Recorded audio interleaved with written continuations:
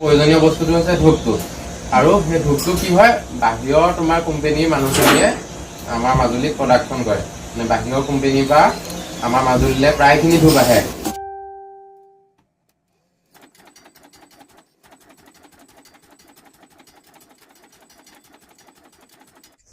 নমস্কাৰ, মোৰ অন্য এটা ভিডিঅ'লৈ আপোনালোক সকলোকে স্বাগতম জনাইছোঁ।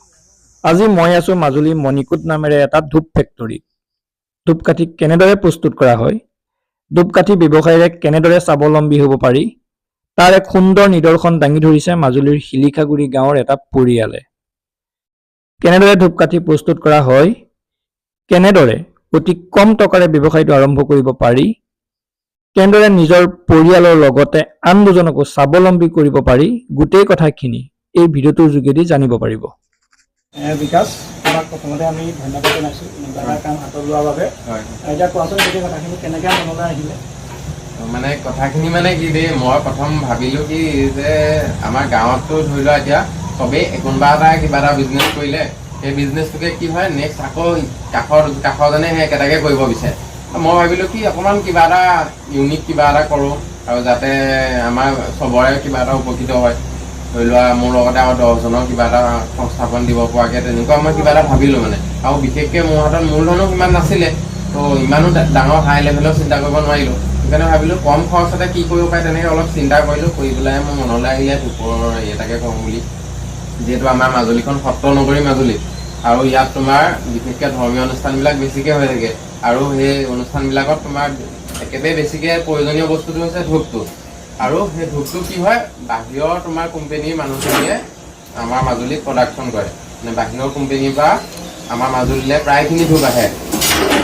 নামখিনি নকওঁ এতিয়া মই উল্লেখ নকৰোঁ, প্ৰায়খিনি ধূপ বাহিৰৰ পৰা আহে। তো মই ভাবিলোঁ আমাৰ নিজৰ যেতিয়া থলুৱা জেগাতে বেলেগে ফিল্ড লোৱাতকৈ অসমীয়া হিচাপে মই কিবা এটা কৰি চাওঁ বুলি তেনেকৈ চেষ্টা এটা কৰিছোঁহে, প্ৰথম খোজটো দিছোঁহে। তো সকলোৱে আশীৰ্বাদ কৰিব লাগিব আৰু তোমালোকৰো ছাপৰ্টটো লাগিব, তেতিয়াহে আগবাঢ়ি যাব পাৰিম।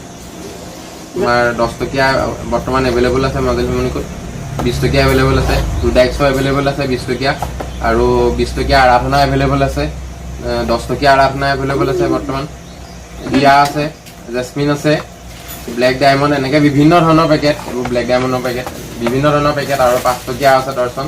ঠিক তেনেকৈ আমাৰ ওচৰত প্ৰায় 15টা 20টামান ব্ৰেণ্ডৰ প্ৰডাক্ট আমাৰ হাতত বৰ্তমান উপলব্ধ আছে। আমাৰ নিজৰ ব্ৰেণ্ডটো প্ৰিমিয়াম ব্ৰেণ্ড হৈছে মাজুলী মণিকোট।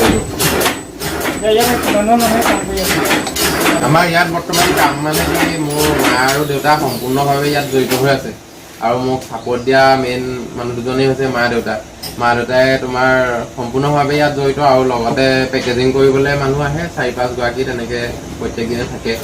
যিহেতু পেকেজিংটো অকলে কৰিব পৰাটো সম্ভৱ নহয়, দেউতাই মেচিনটো চলায় আৰু এটা মেচিন আছে সেইটোও চলাবলগীয়া হয় আৰু ভাইজন আছে সি আহে সেইটো চলাব, চিলিং মেচিন। তাৰপৰা তোমাৰ বাকী পেকেজিংখিনি মাহঁতৰ সহকৰ্মীসকলৰ লগতে মাহঁতে কৰি পেলাই কৰে আৰু। এতিয়া আহিছোঁ বিকাশৰ দেউতাক বাপ শইকীয়া বাপদাৰ ওচৰলৈ। দেউতাকে মেচিনৰ কামখিনি কৰে, তেখেতৰ পৰাও এই ধূপ ফেক্টৰীটোৰ সম্পৰ্কত দুআষাৰ জানিব বিচাৰিম। বিজনেছটো কৰি কেনেকুৱা পাইছে বা গোটেই কথাখিনি বিকাশে কৈছিল কেনেকৈ মনলৈ আহিলে চিন্তাটো বা এতিয়া লাভালাভ কি হৈছে, কাম কৰি কেনেকুৱা পাইছে, গোটেই কথাখিনি সম্পৰ্কত অকণমান কৈছে। এই সম্পৰ্কত মানে ক'বলগীয়া কি আৰু কামটো কৰি ভালেই লাগিছে আৰু নিজেও বিজি হৈ আছোঁ। এনেই দিনটো ইঘৰ সিঘৰ ফুৰি গাঁও ফুৰি ফুৰাতকৈ নিজেও বিজি আছোঁ, নিজৰ ইনকাম চ'ৰ্চ এটাও হৈছে, ঘৰখন চলিবলৈও হৈছে, ৰাইজেও মানে ধূপকাঠিটো সকলোৰে প্ৰয়োজন আৰু সেইটো কাৰণে নিজেই বনাই আছোঁ আৰু 2-1 মানুহো আহে। মোৰ কিবা ছাইডত গুচি গ'লে মানে তেতিয়া 2-এজন ল'ৰা আহে, যুৱক শিকাই আছোঁ তেওঁলোককো। আজি নাহিলে দেওবাৰ কাৰণে। বাকী কামটো কৰি ভালেই লাগিছে।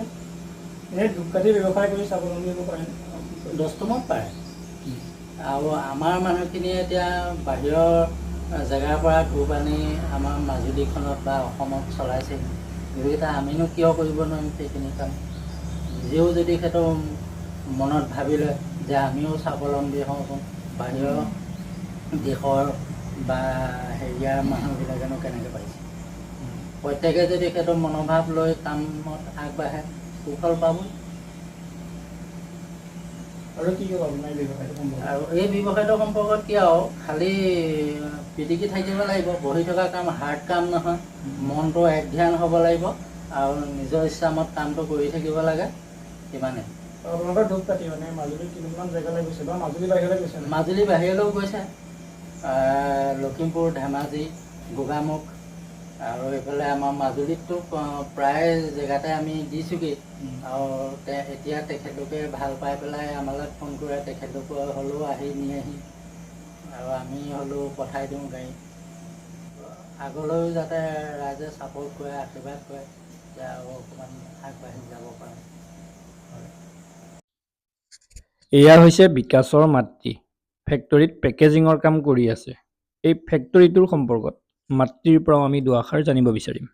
হৈ আছে, তাৰপিছত এইখিনি নতুন নতুন পেকেট আছে, ইয়াত বস্তুখিনি ভৰাব, ভৰাই তেনেকৈ পেকেট কৰিব, তাৰপিছত এইখিনি বজাৰলৈ মুকলি কৰি দিয়া হ'ব। কওকচোন, আজি আপোনালোকৰ এই মানে যিটো উদ্যোগ, নিজৰ ঘৰতে যিটো গঢ় লৈ উঠিছে, আপুনি পেকেজিঙৰ কাম কৰা দেখি আছোঁ, উদ্যোগটোৰ সম্পৰ্কত আপুনি কি ক'ব, এই ধূপকাঠি উদ্যোগটোৰ সম্পৰ্কত? ধূপকাঠি সম্পৰ্কত মই মানে নিজেও এইখিনি পেকেজিং কৰোঁ, ঘৰুৱা কাম কাজ কৰি মেলিও মই নিজে এইখিনি পেকেজিং কৰোঁ। তাৰপিছত আৰু মই ইয়াতে জড়িত, আমাৰ ফেক্টৰীটো মাজুলী মণিপুৰ নামটো, মাজুলী মণিপুৰত ইয়াত মই নিজেও ফেক্টৰীত কাম কৰি থাকোঁ। মোৰ মানে মানুহজনো থাকে, ল'ৰাটোও থাকে আৰু মোৰ সহকৰ্মী 4গৰাকীমান আছিলে, তেওঁলোক 2গৰাকীমান আহিব পৰা নাই বৰ্তমান। তেওঁলোকে মোক সহযোগী হিচাপে সহায় কৰে। এটা এটা জীৱিকা তেওঁলোকেও মানে ঘৰত ঘৰুৱা কাম কাজ কৰি তেওঁলোকৰ এটা এটা পৰিয়াল মানে আমাৰ ফেক্টৰীটো পৰাই উপকৃত হৈ আছে, চলি আছে।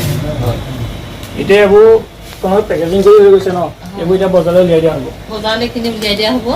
আৰু আমাৰ ইয়াত মানে ৰ কাঠিখিনিও আৰু কেঁচা সামগ্ৰী বহুতো মানে ইয়াত পোৱা যাব, সকলোৱে সহযোগ কৰিব যাতে আমাৰ ইয়াতে সকলোখিনি পোৱা যাব। কম পৰিমাণতে মানে কম হেৰিয়তে পোৱা যাব। এই মণিপুৰ ফেক্টৰী যিখিনি ধূপকাঠি মাজুলী বজাৰত দখল কৰিবলৈ সক্ষম হৈছে বুলি ভাবেনে আপুনি? যথেষ্টখিনি উপকৃত হৈছে। মানে ধেমাজিৰ পৰা ধৰি পেলাই আপোনাৰ লখিমপুৰৰ ডিষ্ট্ৰিক্টলৈকে গৈছে আমাৰ হেৰিটো। একেবাৰে কম মানে মূল্যত ধূপখিনি প্ৰদান কৰি আছোঁ, আপোনালোকে আমাক যোগাযোগ কৰিব। বিকাশ শইকীয়া আৰু তেওঁৰ ঘৰখনে বহু আশাৰে বহু কষ্টেৰে মাজুলী মণিকোট নামেৰে ধূপ ফেক্টৰীটো খুলিছে। সকলোৱে এই ফেক্টৰীটোৰ ধূপকাঠি ব্যৱহাৰ কৰি চাব। বহুতো কম মূল্যত বহুতো ধুনীয়া সুগন্ধিযুক্ত ধূপকাঠি দি আছে। তেওঁলোকৰ পৰিয়ালটোৱে এই ব্যৱসায়ৰে স্বাৱলম্বী হ'বলৈ যত্ন কৰিছে, লগতে আন দুজনকো স্বাৱলম্বী হোৱাৰ বাট মুকলি কৰি দিছে। এইখিনিয়ে ভিডিঅ'টো সামৰিছোঁ আৰু ভিডিঅ'টো সকলোৱে শ্বেয়াৰ এটা কৰি দিব যাতে এই কথাখিনি সকলোৱে জানিব পাৰে। বিকাশে তাৰ ঘৰখনে ৰাইজৰ ছাপোৰ্টত সফলতাৰে আগুৱাই যাব পাৰে। ভিডিঅ'টো সামৰিছোঁ, ধন্যবাদ।